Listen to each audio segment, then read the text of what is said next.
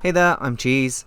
Today, I'm going to be restoring my editing rig. Honestly, this machine has been Pandora's box. It didn't look or run like it had any issues other than it was just a bit dusty, but once I opened it up, it was just one thing after another.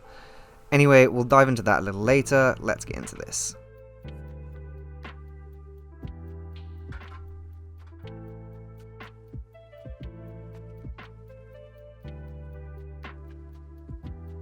To start things off, we're going to remove the external screws and glass and set them to one side.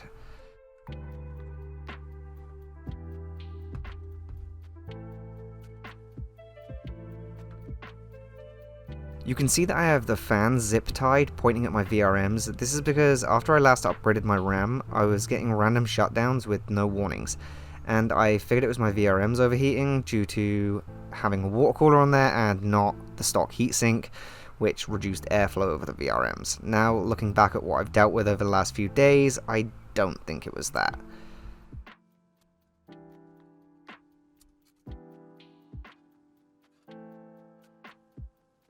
So, let's get the fans out of the way and then start by removing the graphics card. This machine has an i7-9780, 28 gigs of RAM in tri-channel mode, and an AMD R9 290X by ASUS.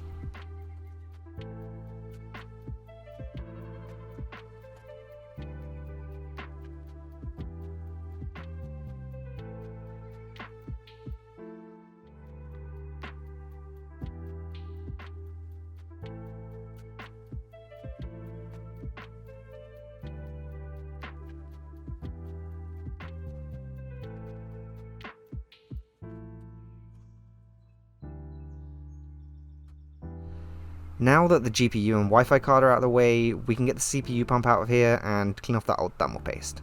I do remember thinking that my thermal paste looked extremely wet and sticky, which was very odd, but I figured I was just being overdramatic.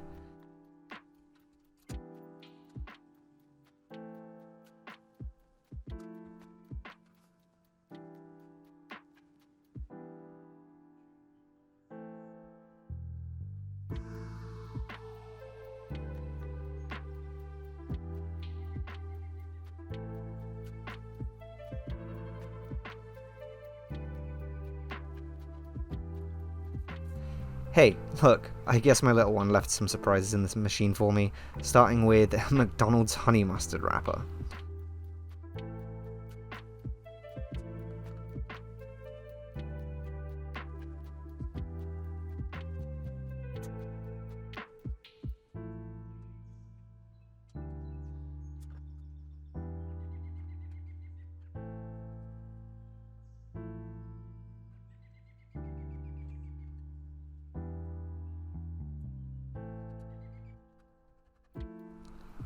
So this was a huge shock to me, honestly. The rest of the machine was dusty, but this was just nuts.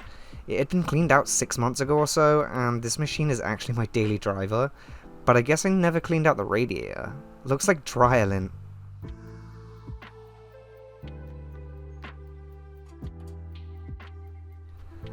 It was crazy how dirty this machine was, all in all. It's very much been out of sight, out of mind. It sits under my desk, and it plays retro games for my little one, and he's obsessed with Super Mario and Sonic.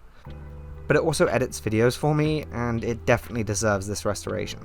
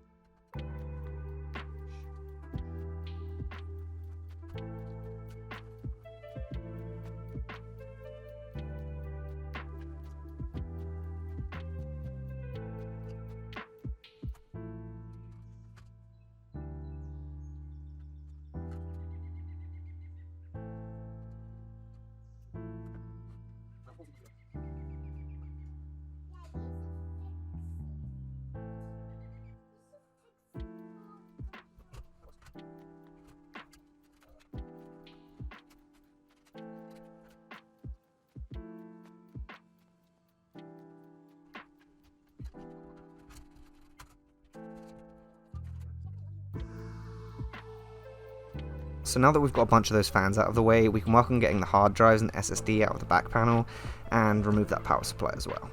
A friend told me on my last video that he thought I should have stripped everything out of the case, cleaned the case completely, and then reassembled, so that's what I'm going to do this time.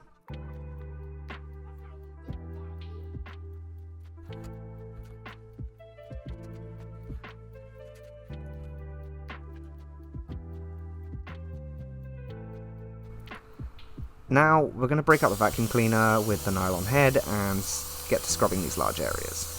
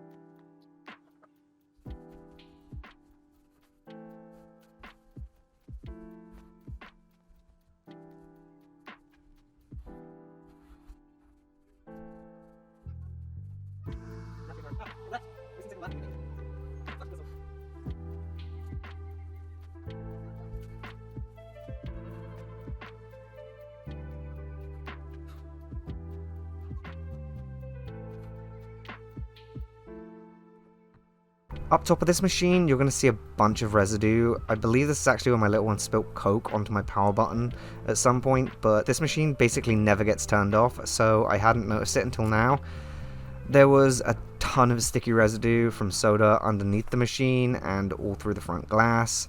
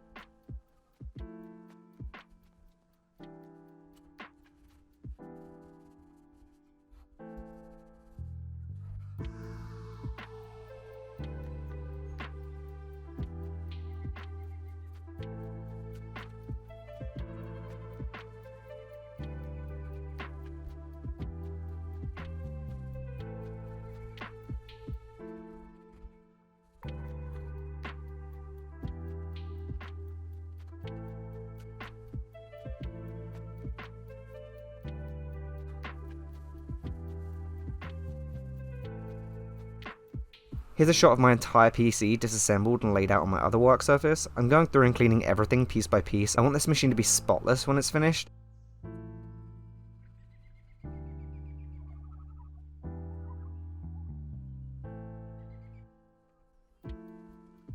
So I'm just going to use a little soap and water in a spray bottle to clean the glass, because I don't know what this tint coating is made of, and I don't want to destroy it with isopropyl alcohol.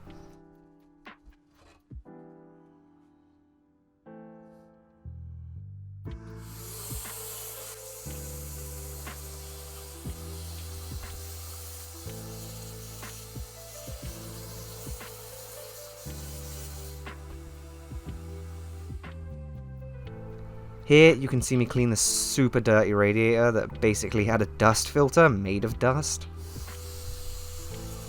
This is where the sad part of the story begins. That water block and rad aren't actually going to be in the final build, because after I reassembled this rig, I discovered that the water pump had quit on me during the process, and I was getting temps in excess of 100°C.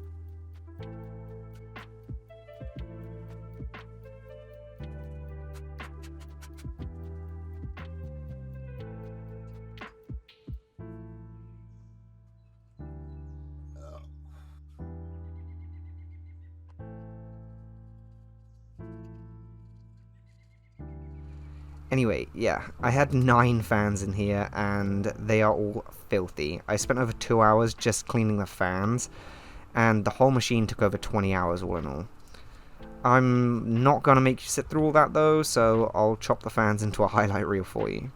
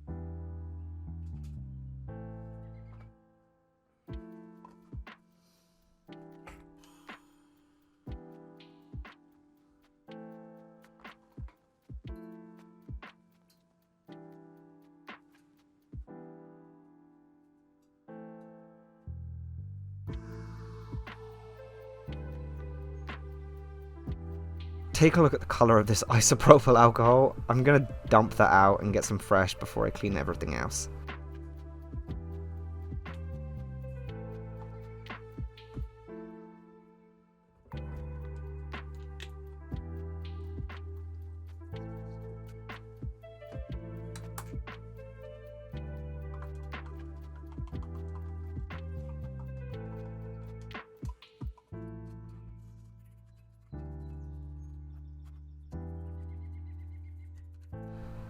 Next, we're going to move on to scrubbing the motherboard and replacing that old wet sticky thermal paste.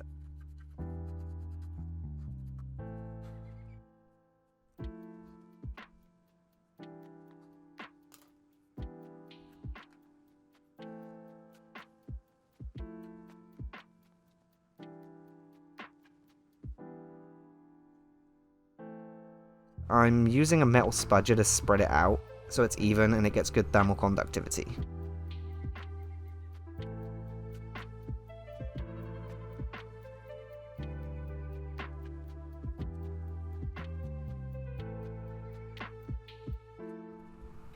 We're going to come back in on that graphics card with a couple of brushes and get that scrubbed clean.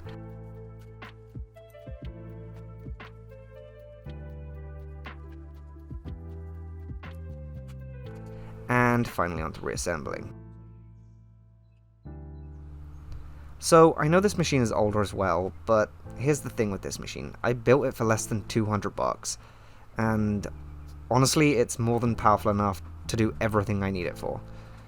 I got the motherboard, CPU, and graphics card on Facebook for $70 out of 2 totally trashed rigs, brought new hard drives and an SSD on Amazon, as well as a Thermaltake power supply, the case, and a radiator pump combo, because when I built this machine, it was older, so I got it all for dirt cheap, and I think I got it in the tech sales. And honestly, it's never faulted me, even after the way it's been abused.